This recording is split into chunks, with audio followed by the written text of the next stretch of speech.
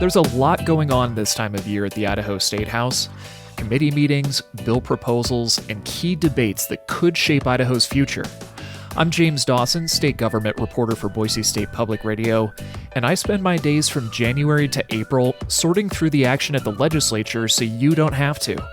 Sign up for my weekly newsletter, Legislative Roundup, and you'll get each week's biggest news and developments from the session delivered straight to your inbox every Monday morning. Sign up for Legislative Roundup at our website, boisestatepublicradio.org. More Idaho matters right now. Everyone deserves safe and reliable housing, but unfortunately, both can be difficult to afford. That's why Treasure Valley Habitat for Humanity is introducing the Ramps for Hope initiative. This new effort aims to improve accessibility for residents in need with the hope that they'll be able to remain in their homes for as long as they'd like. Joining us now to talk more is Janessa Chastain. She is the CEO of Treasure Valley Habitat for Humanity. Janessa, really nice to have you on the program.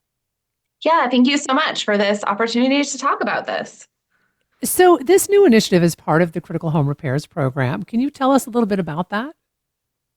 So the Critical Home Repairs Program started in 2021.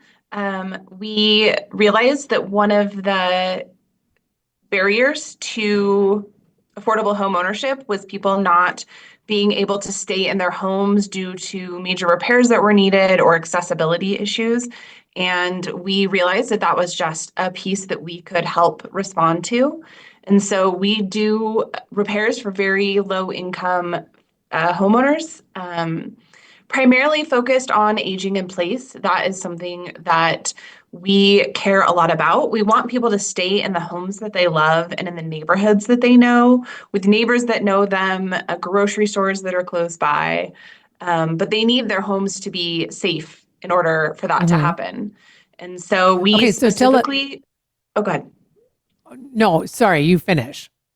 Oh, I was going to say that with this specific program, we have seen that one of the highest needs is for mobility ramps, just allowing people to get in and out of their home safely. And so we decided to kick off this initiative that will give more ramps to more people in the Treasure Valley.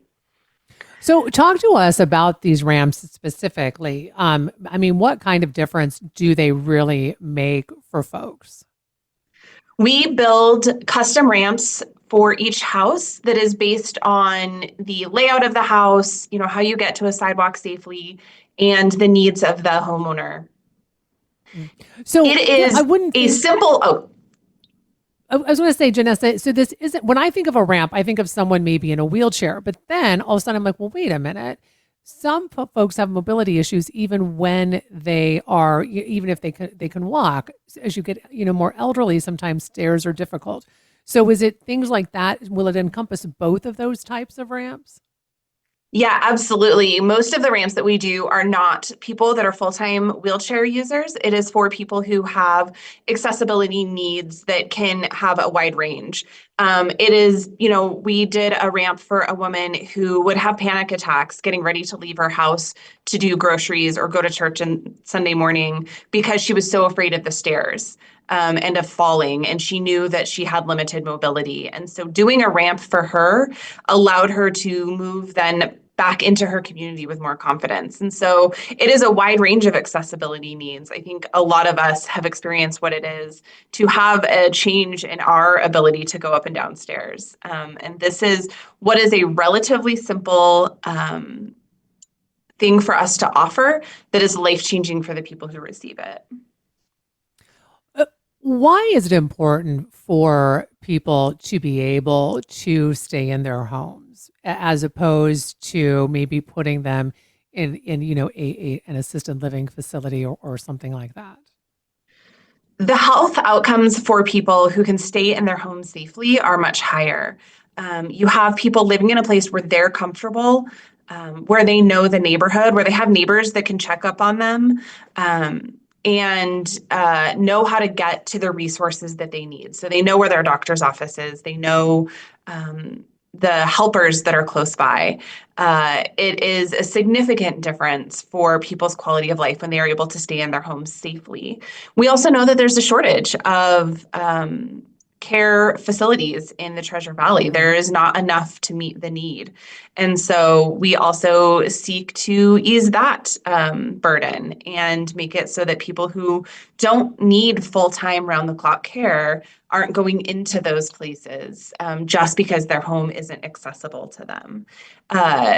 We want people to be able to stay in their neighborhoods. It's a benefit to everyone. To have those multi-generational relationships that you find in neighborhoods that care about each other. So how does someone qualify for a ramp? We do ramps for low-income households. We define that as 80% of the household median income. So for Ada County, that's around 67,000 or below, and for Canyon County, it's about 52,500 or below. And I'm assuming you've received submissions already. We have. We were really excited within a couple of days of this opening up that we already had 10 ramps. I actually haven't checked in with my manager. I'm quite confident we have significantly more than that now. And we just want people to continue to call and talk to us and see if there's something we can do to come out and help. So is this something that will be an ongoing process? So you don't have kind of like a limited time where people can ask for this? No, we do the ramps throughout the year, but we just really wanted to focus in on them this season to make sure that people can get outside as the weather's starting to warm up and enjoy the spring weather here. And decided this was a good way to really make sure that a lot of people could hear our message and what we offer. It's also a good opportunity for us to remind people that if you don't need an accessibility ramp, but you care a lot about aging in place, that you can help us out by donating your time, helping us come out and build these ramps, because as the calls come in, we need more, hands hammering them into place. And if you don't want to help build a ramp, each ramp is about $2,500 on average to build. And so there's also great sponsorship opportunities for you to come together and say, I want to get this ramp built and here's the money to do it.